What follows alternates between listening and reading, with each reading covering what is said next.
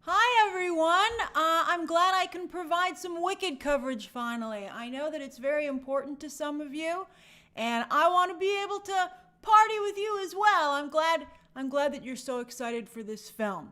It doesn't have quite the same excitement with the broad audience, which is concerning to me. And I think, along with some of Universal's policies, it's difficult to cover their films. But I didn't cover the last big trailer, and so I wanted to do at least one trailer breakdown. So I appreciate those of you who are joining in for this. I am not a big Wicked fan. I've heard of it, obviously, but I've never seen the show. So this is all new to me, as it is to many moviegoers. So this isn't like a Easter eggs explained type of breakdown.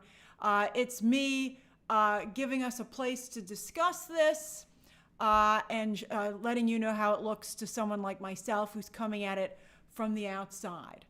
I do think it's interesting as to what the potential box office prospects could be. One of the things that I wanted to discuss was that, obviously, of course, Frozen is a big comparison. Frozen was inspired by Wicked. In fact, Idina Menzel originated the role that Cynthia Erivo is playing here. This is a subscriber stream, Garrett. This stream is open to subscribers to chat. So if you can find yourself able to chat, it's because you're a subscriber, and I greatly appreciate that. So this is very similar to Frozen. Frozen was inspired by Wicked and very much capitalized on its success. It did over $1 billion and has had a sequel already. Not only did Idina Menzel she star in both, but, Defying Gravity, a lot of people feel that it has a lot of similarities to Let It Go. So very much modeled after Wicked. Then one of you also pointed something out to me today that I thought was very interesting, and that Maleficent was also potentially inspired by Wicked. Doing a different take on Maleficent, going from villain to misunderstood hero. So I thought that was interesting. And, the first one, they've had 2 Maleficents by now as well. Maleficent didn't do $1 billion, but it did a nice amount of business. I had a big star in it, though. Angelina Jolie, obviously. And Frozen, of course, was from Disney Animation. Wicked is at Universal, and, it doesn't quite have the same pedigree. So I think that's a little bit tough. And I saw one of you already say this. CM said it. I, too, am concerned about a John Carter effect. The story of John Carter came first and inspired both Star Wars and Superman. But those were so well established by the time John Carter hit the mainstream that everybody felt that John Carter was a ripoff of those projects instead of, in fact, it being the other way around. Let's say homage instead. And I worry that Wicked might be coming a little bit too late. Not to say that it won't do well and maybe be beloved by the fan base, but I think, there's some concern as to whether or not it can cross over. Also, every time I bring up Cynthia Erivo's controversy, it never fails. Somebody goes, we're over it, and then someone else goes, I'll never forgive her. So I really do feel that there is, that's going to have potentially some effect on this movie. She particularly upset a lot of Black Americans.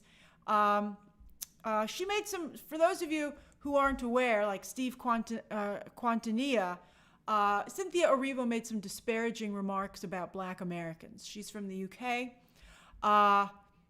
It was not great. And some people have sworn never to support her. And I believe that they have stayed true to that promise because her projects have not done well. Even something like Harriet. Yeah, she did play Harriet, and she was great in Harriet, by the way. But nobody went to see Harriet. So it's tough,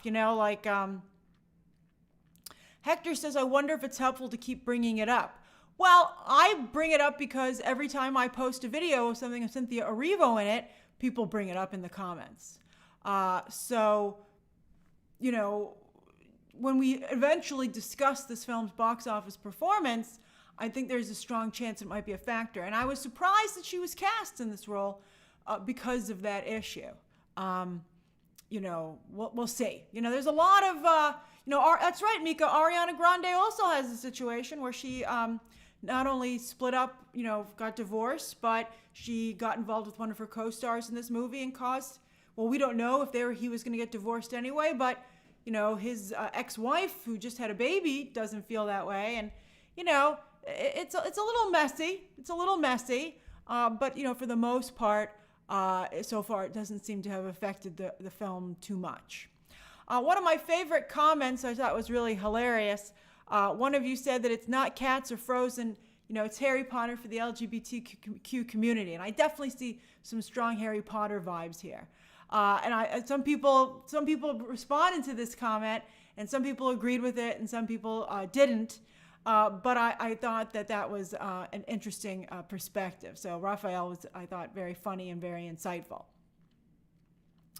It is 2 parts. It is a 2-part film. You know, they're not telling anybody about it, so it means, you know, it's going to end on a cliffhanger. A lot of people who are fans of the show already have an idea of where it's going to end. And it means you'll have to go and see the second film to get the complete story. I believe, as I told you the other day, that they're not telling anybody that it's a 2-parter because they're concerned that you will... part 2 is already filmed. I believe they filmed them back to back. And I think that they have some concern that if you tell people it's a 2-parter, they'll be like, okay, we'll just wait until we can watch it close to the first part to the second part coming out. I think we'll see how it goes over. It didn't work for Horizon. It was fine for Dune, but I think that, it's interesting the way it worked for Dune. I think because most people aren't familiar with Dune. We'll see how it goes. I also think the Wizard of Oz prequel is, of course, the best way to sell this to the larger audience, right? To the bulk of people who've never seen Wicked or are only vaguely familiar with it. But everybody knows the Wizard of Oz. So the idea is, are you interested in a Wizard of Oz prequel? However, this is a very different project than Wizard of Oz. You know, it has mostly... thanks, Brad. I appreciate that. It has mostly female characters. It's very message heavy. I think it's an inspiring message, but whenever you get very message heavy these days, you got to be a little careful. Have they done a Barbie where they've kept that closer to the vest? Maybe. But I think they should be playing up the Dorothy stuff even more. Although, you know, it really kind of changes a lot of the stuff about the movie. For instance, I was talking in my trailer reaction about, well, if everybody's going to now feel that the Wicked Witch of the West isn't so wicked, aren't we going to feel bad that she eventually got melted? Right? I mean, hopefully maybe she can pull herself together.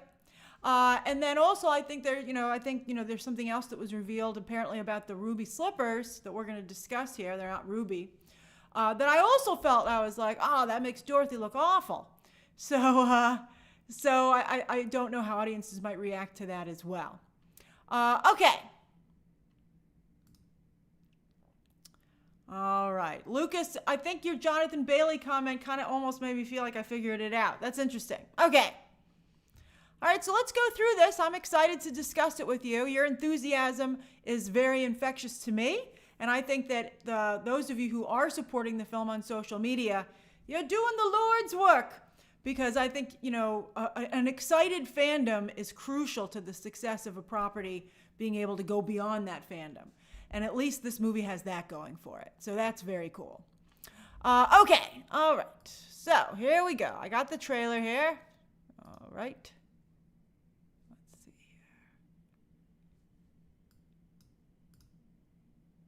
here. All right. So I think it's a beautiful movie. Now it's, look, and I got to tell you, I think Ariana Grande looks like she's doing a really good job. Her performance is really growing on me, the more I see it. And I think her costume is beautiful. I mean, it is a little Barbie-like in that way, where you're like, oh, wow, I'd love to wear that. That looks phenomenal. So this to me looks like a musical number, which it looks like it could be a really good musical number.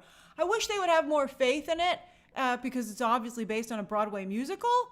But, maybe, Wonka didn't really play up the music, but then it was just a delightful surprise when you got to the theater. So maybe that will benefit it to some degree. But this looks like a cool musical sequence, and I wish I could get a little bit more of what they were going to be doing here.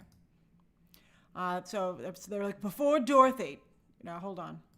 That was important. All right, so these, of course, are the ruby slippers, which actually in the original book were silver. So they've been reimagined here, but you can see they're in a box with a ruby inside to kind of, make everybody happy. But will it make everybody happy? Some of you are saying don't have any spoilers, so I'll be careful. But I will tell you that ain't Dorothy holding these slippers, and they were originally intended for somebody else. In a really important way, it seems. And we'll see how the movie plays it, but it doesn't make Dorothy look so great. I'm sure if Dorothy knew what those slippers were originally intended for, she'd be like, oh my gosh, please take them back. Can I just borrow them for a second to go home? And then I'll give them right back to you. So I think that, I wonder how people will react to that. But they look beautiful. They look really gorgeous. All right, so there's Dorothy and her friends, Dorothy and her entourage. They're on the yellow brick road, although there's a fascinating line here where the Wizard of Oz says, yes, follow the yellow brick road. It'll lead you right to me. So you're like, oh no, get off the road, get off of it. It's a trap, it's a trick. And I think that's very good commentary, but at the same time, you're like, oh man, why do you gotta say bad stuff about the yellow brick road? Okay. But that is a gorgeous shot. I'm wondering who's playing Dorothy. That's right, love. I have the same question. That sounds like a choice role to me, although apparently she's a horrible person. But still, Dorothy's Dorothy. So I like this little set that Glinda has. It's like a sports set. Hold on. So look, I will get it. There we go. Isn't that cute? It's like a whole little thing set up here. It's like a Quidditch box set, and you can see her teeny tiny outfit. I'm like, what's the scale on this box versus the outfit? But she's got her whole sports outfit in there, a little towel, and I thought that was really cute. All right. She looks phenomenal. She looks great. So before Dorothy dropped in. And look, I don't know why the flying monkeys are at first, against... what's the character's name? Elphaba, right? Why they're against her when eventually she leads them. So boy, I thought that was a powerful image with the fire. I thought that was a very powerful image. I liked that quite a bit. I thought that was great. Oh, thank you, Elphaba. I got it correct. I liked this image. This I thought was one of the most powerful images in the trailer, and it spoke very much to like the real world and everything. I thought it was actually incredible. So Glinda's like, let me tell you what really happened. I think the pink is off. This whole thing annoys me because I'm like, that's not the right color pink. I even tried to get the right color pink, and I'm a little off. My pink doesn't have enough red in it. But I was like, that looks more like purple and purple. That's right, it is purple, Kay Walton. I was like, if you're going to do this, do it right. That's purple. All right. So here we are at the incredible, I liked that photo. I like this photo. I think Ariana Grande looks beautiful. She looks like such a kind person. I like it. I like the way the wind catches her hair. I'm like, you look great. All right, so we arrive at Shiz University, which looks like Universal Orlando Resort. It looks just like that with the hotels that are there. Well, I guess apparently she's not a kind person at first, but eventually, obviously, she does become a kind person. But yes, that's right. Holy shiz, Dane. But yeah, that looks really phenomenal. I think it looks very much like something you could build at a theme park. I think it looks very European. I think it's gorgeous. I think it looks really, really stunning. If this does do well, Universal, of course, I'll talk about it on the live stream later today, but Warner Brothers today founded a division in their company to start doing experiences, which I'm very excited about. But Universal, of course, has a good lead on this, and they very much have the property already to expand Epic Universe. And I think they could definitely do something with Wicked if it's successful enough. I mean, who wouldn't want to be here? So I really like this segment. I think like there's clear commentary on what they're talking about being different. Obviously not only being green, but then I think they doubled down on that with the casting of Cynthia Erivo, a woman of color. And I think it's very strong and very moving. And I think what's so great about it is that anyone can relate to it who feels like an outsider. I've often felt like an outsider, and I often sometimes will make everybody be like, what? And so I very much relate to Elphaba, watching this trailer. And I think that means that's the sign of a great character that has broad relatability in many regards. Now, as mean as Glinda might be, I feel she's the only one who does talk to Elphaba. Even if she's sort of not nice to her, she's the only one at least willing to interact with her and give her a chance. And I think that is what opens up and begins their friendship. And so I think that's interesting to me. It is a wedding cake movie, Kareem. And I like that she says, I am green, and she owns it. I think that's fantastic. I love her glasses.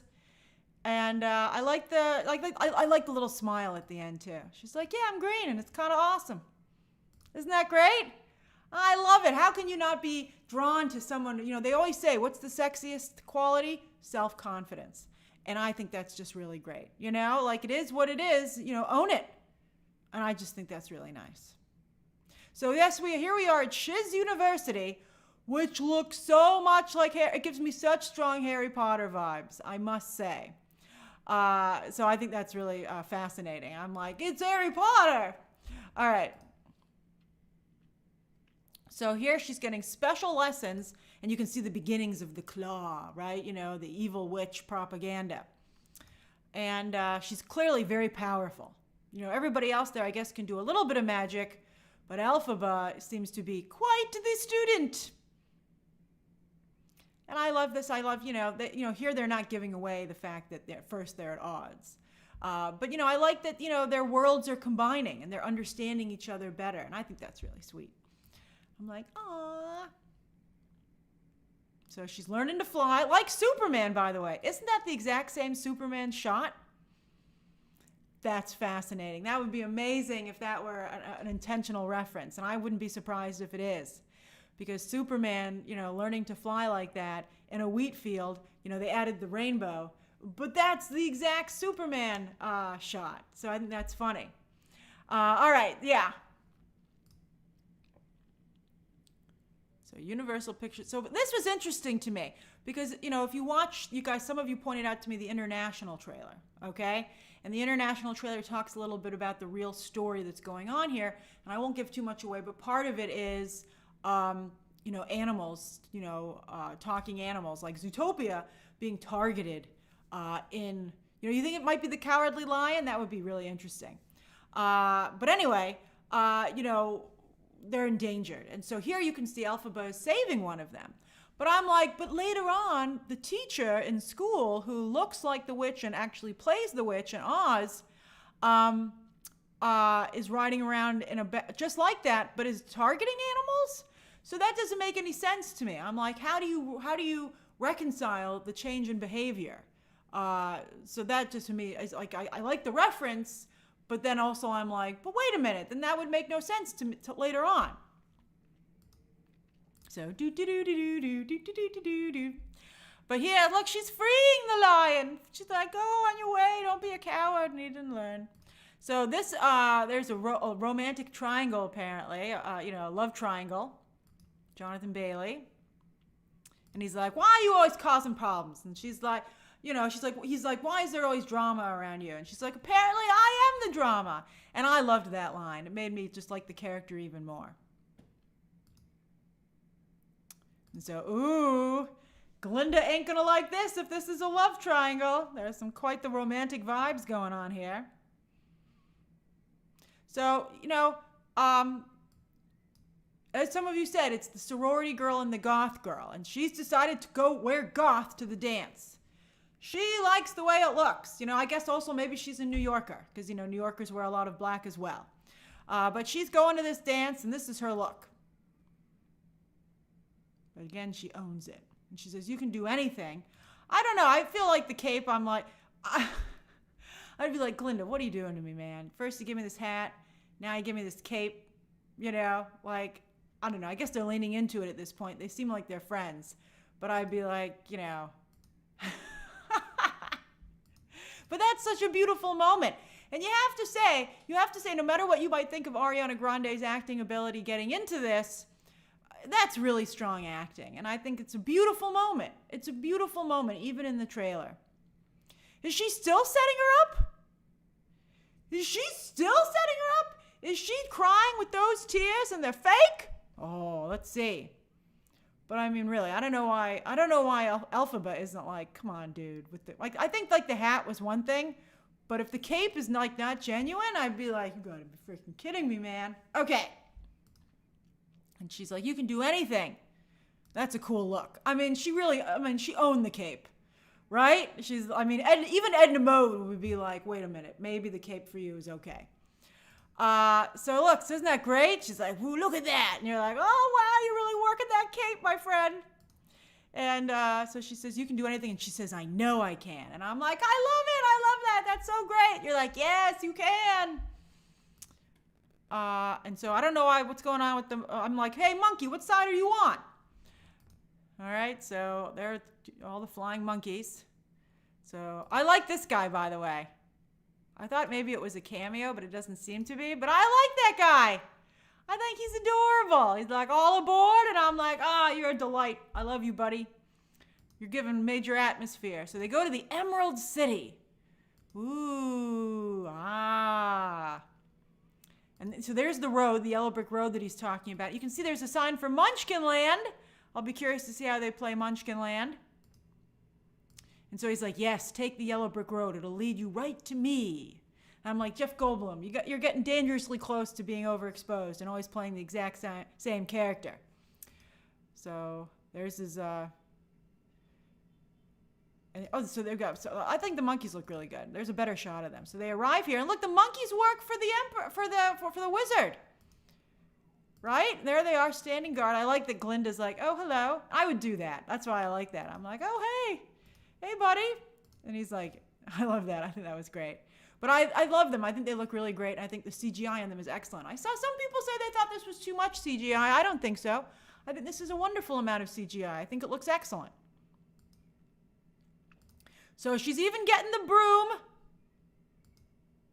She's going all in. She's like, if I'm going to be a witch, I'm going to be a witch.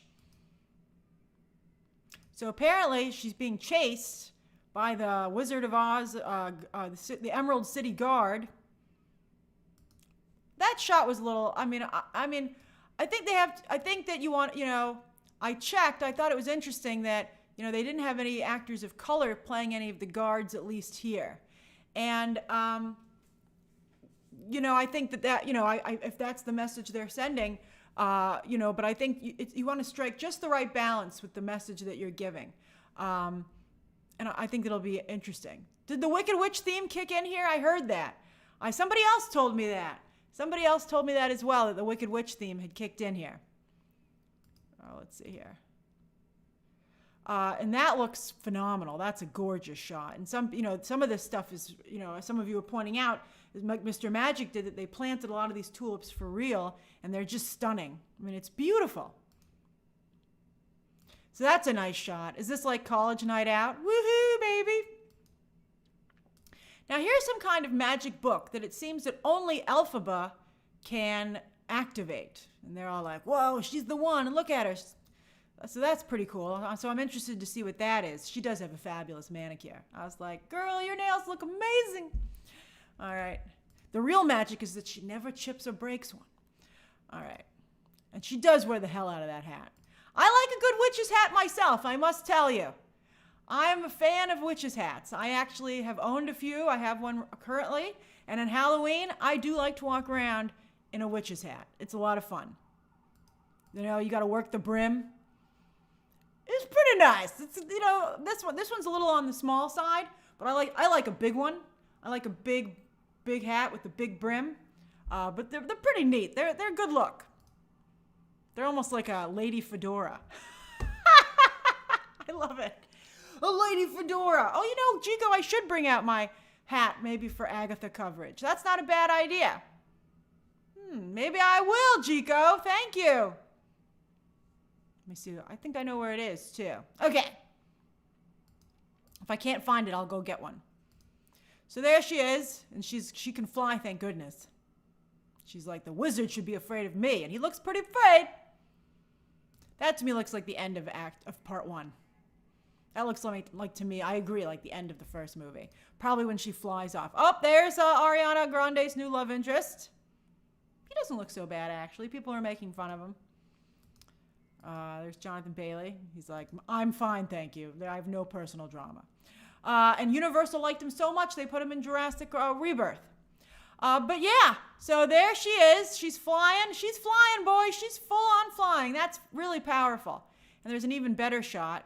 I like the other one. Hold on. Yeah, that one. Oh, I love that. I would like the to come in here. That would be amazing, right? I mean, that's great. I mean, you can be a little wicked, Elphaba. You can be a little wicked, right? Get your Loki on. All right, so November 22nd. Didn't want to take on Moana, so instead it decided to take on Gladiator 2. And so, my pleasure, Olivia. Thank you for joining me for this breakdown. So I think it was right to move. And I think it looks pretty good to me, to be honest with you. I think that it's going to come out right before Thanksgiving, the week before Thanksgiving. I think people like to go to the movies, and I think that this looks really like a delectable treat. I think maybe Wonka is the better approximation. Wonka was just, if this is as good as Wonka actually turned out to be, that would be just incredible. So let's do the Q&A section for like 5 minutes, and then I'm going to take a break before we go live yet again at 4:30. All right. Where to go? Hold on. Q&A, 5 minutes until 3:06. Fatine, I am not a fan of the musical, not because I don't like it, but because I have never seen it, and I'm not familiar with it whatsoever. And now I want to experience it in the film. Alex says, who's your favorite character so far? I feel like I am a mix of the two. You know, like I think that Glinda looks so beautiful and I love her outfits and her hair. But yet I feel like I personally relate more to Elphaba. And like that's at heart who I am. You know? I really relate very strongly to her, even down to, having my own goth phase and everything like that. Elliot says the budget for part 1 is $145, not including advertising. And they're doing a lot of advertising for this. That's funny, CM. I do love my Han Solos and Batmans, and Elphaba belongs in that group. I love my Loki. That's always the group that I like to be with. I think that 145 is a good number for this. I mean, it looks so good. I'm so glad you're enjoying the breakdown, Dev. That makes me feel so nice because I worry because, I'm not an expert in the musical.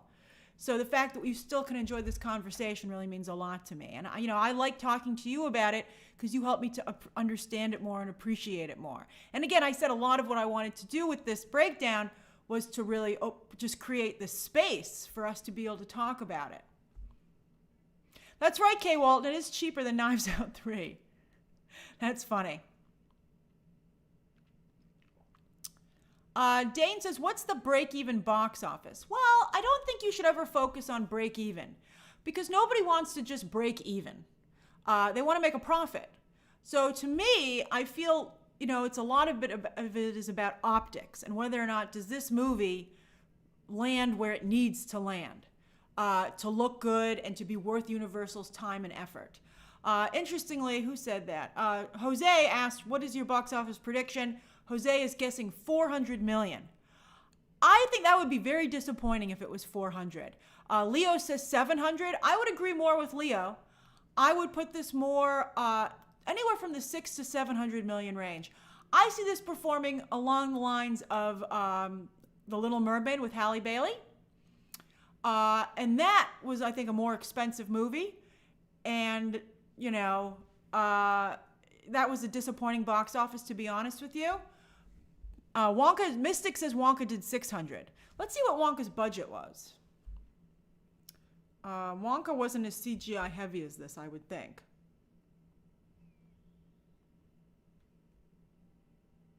Wonka was 125. So it was a little less, but they're close. They're close. I would like to see this have a 7 in front of it, to be honest with you. But if it had, even if it just had a 6 in front of it, I would still feel good about it. And then hopefully it would do well on digital and streaming, etc. But I think anything below a 6, I would be very disappointed in. Oh, hey, Akeem. It's nice to meet you. Rico says 1.4 billion.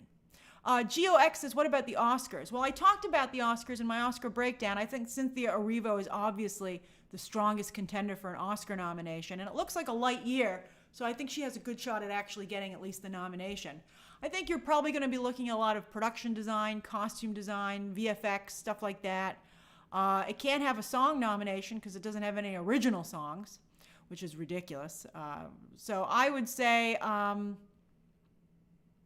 Kay Walton says, it is not a light year for Best Actress. I think, I don't know. I think when you take all the small films, maybe not. But I think supporting actress is, supporting actress is more competitive than lead this year. I'd like to see Cynthia Erivo. I got to tell you, I think that her comments were really unfortunate and she really damaged her career, possibly forever. But I do think she's a very talented actress and I think she's very personable on screen. I gave Harriet a good review and I thought she was great in that movie. In fact, I've liked her in everything I've seen Cynthia Erivo in. And I think she's an incredible singer. But I think, also Best Picture has like a pretty lot of, Best Picture can go up to 10 nominees. If people really rally behind this and it's really fun, I can see it maybe getting a Best Picture nomination. I don't see Ariana Grande getting nominated for anything, Psycho, I'm afraid to say. Because I just don't think she has that pedigree. And it's a very competitive category this year. Kareem would like Adele Dazeem to have a cameo. Well, it's funny you say that because somebody spotted Kristen Chenoweth in the background of a photo for the film. And so she's in there, so I wouldn't be surprised if they both were. Of course they have to both be in it. That's right, Danny. Cynthia Erivo was also very good in the movie Widows. John Daniel says, I think the movie has potential to be based on the holidays, to be big based on the holiday season and the classic movie connection to The Wizard of Oz. The movie is rated PG, which will help with families over the holiday season. I do have some concern over, male appeal. It has no Ken doll.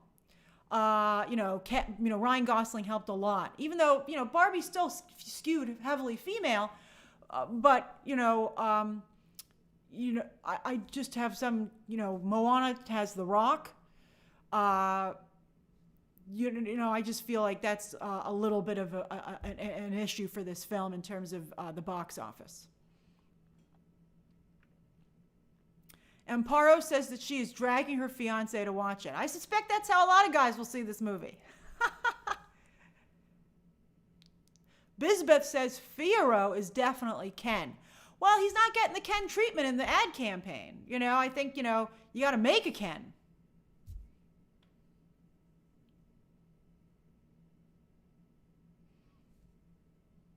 Matt says women will drag their men to see this movie.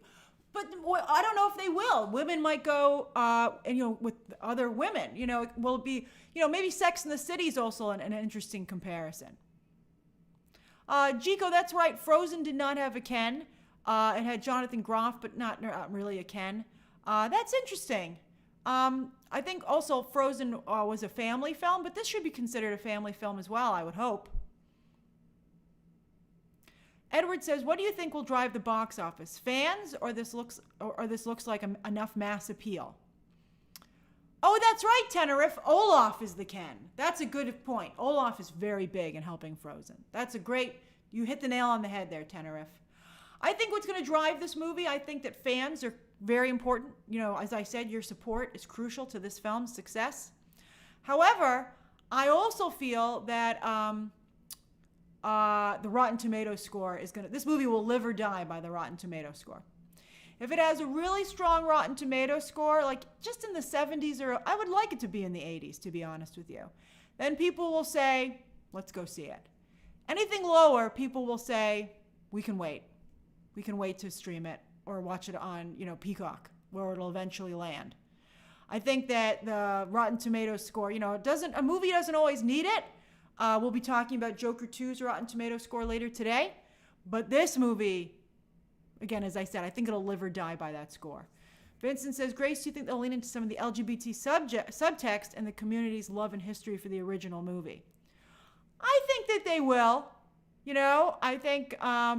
I believe there's LGBTQ talent involved with making the movie. I think they're hyper aware of the fan base and, how it really does represent that community. And I think that it would be a mistake not to recognize that. And Spencer says, I hope this movie connects overseas since The Wizard of Oz is such an American fairy tale. Wicked the musical plays in so many countries, though. Well, that will actually help it. Because in America, people might feel it's like sacred text. And they're like, what are you doing? But other countries might be like, oh, that's interesting. Maybe because someone here said, I saw your comment saying that this play makes it feel like the original movie was propaganda. And I think I can see some Americans taking issue with that. And I would hate for that to bog this movie down. Like, this movie doesn't need that. It should be a positive conversation only. But, that wouldn't be an issue for it overseas. All right, so let me go. We're way over our 5 minutes because I love talking to you guys. Thank you for joining me. I'll see you at 4:30 in about like an hour and 20 minutes for today's news live stream. But I'm glad I was able to do this. Thank you again for joining me, and I'll see you later. Okay, bye, everybody. Bye-bye.